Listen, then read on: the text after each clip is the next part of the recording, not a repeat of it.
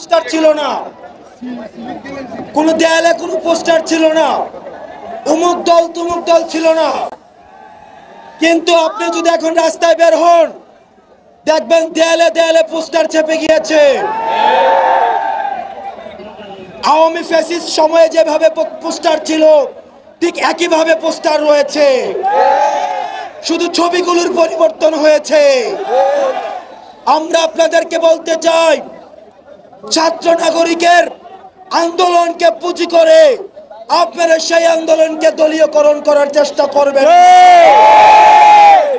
এই ছাত্র নাগরিকের যে আন্দোলনটি হয়েছিল, সেই আন্দোলনটি হয়েছিল ফ্যাসিস্টের বিরুদ্ধে, অপর পক্ষে বলতে গেলে দুর্নীতির বিরুদ্ধে, অসাম্যের বিরুদ্ধে, সিন্ডিকেটের বিরুদ্ধে, টেন্ডারবাজের বিরুদ্ধে। আমরা টেন্ডারবাজ যারা রয়েছে, দুর্নীতিবাজ যারা রয়েছে, আপনাদেরকে সতর্ক করতে চাই।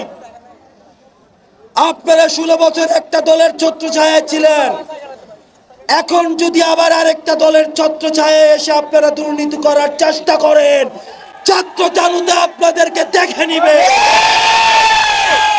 প্রশাসনে যারা রয়েছে, আপনাদেরকে বলতে চাই, আপনারা অন্তর্বর্তীকালীন সরকারকে সহায়তা করুন। আপনারা যদি ভেবে থাকেন আপনারা গুসা করে বসে থাকবেন, আপনারা অফিস আদালতের কাজ করবেন না, তাহলে আপনারা ভুল ভাবছেন। এই আন্দোলন যারা পরিচালনা করেছে, এই আন্দোলনে কুলি ছিল, কামার ছিল, মজুর ছিল, ঠিক একইভাবে এই আন্দোলনে শিক্ষিত শ্রেণীও ছিল। সুতরাং আপনাদের রিপ্লেসমেন্টও হয়ে যাবে। আমরা পুলিশ ভাইদেরকে আহ্বান জানাই, ছাত্র এবং পুলিশ হচ্ছে ভাই ভাই, আমাদের কোনো বিভেদ নাই। আমরা আপনাদেরকে বলতে চাই, আপনারা আপনাদের কাজে ফিরে আসুন।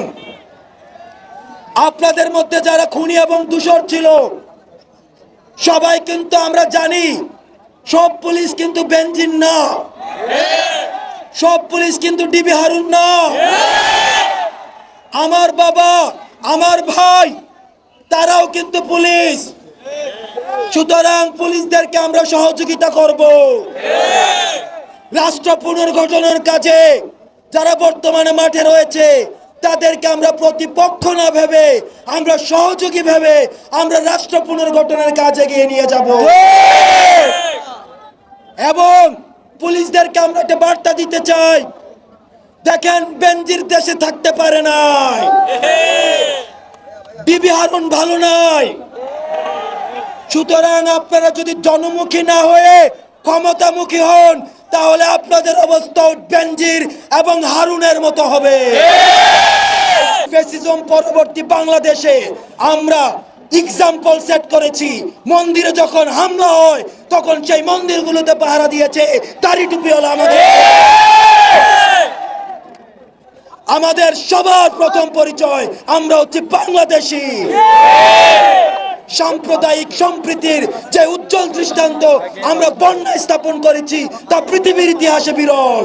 আমাদের একটি আন্দোলন শেষ হয়েছে, কিন্তু স্বাধীনতা রক্ষার আন্দোলন আমাদের চলবে।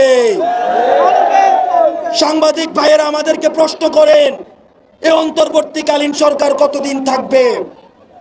আমরা আপনাদেরকে বলতে চাই, যতদিন না পর্যন্ত রাষ্ট্রের যে প্রতিষ্ঠানগুলো রয়েছে, আইন বিভাগ, বিচার বিভাগ, শাসন বিভাগ, শিক্ষা ব্যবস্থা, স্বাস্থ্য ব্যবস্থা, মানুষ যেখান থেকে নাগরিক অধিকার ভোগ করে, সেগুলোতে না যতদিন পর্যন্ত মানুষের আস্থা ফিরে আসছে, ততদিন পর্যন্ত এই অন্তর্বর্তীকালীন সরকারকে আমরা দেখতে চাই।